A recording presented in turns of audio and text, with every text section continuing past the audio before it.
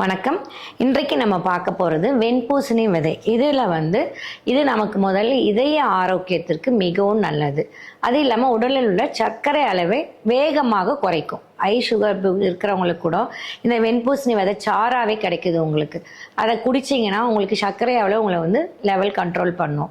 Plus இதை வறுத்துட்டு எண்ணெயில் வறுத்துட்டு பவுட்ரு பண்ணி சாப்பிட்டாக்கா நமக்கு உடலில் ப்ரோட்டீன் நிறைய இருக்கும். பசிக்கிற தன்மை கொஞ்சம் குறையும். ஹெவி பசி, அதிக வேர்வை விடுது இல்லையா, அதுக்கெலாம் இது மிகவும் நல்லது.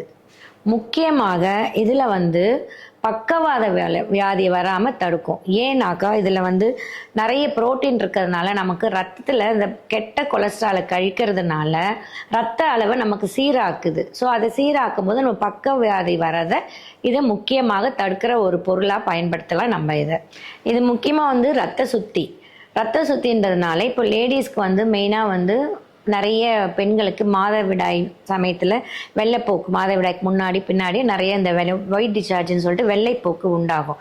அதுக்கு இது ரொம்ப நல்லது. அந்த மாதிரி பெண்கள் இதை காயாகவும் வாங்கி சமைச்சு சாப்பாடுலேயே சாப்பிட்டுக்கலாம்.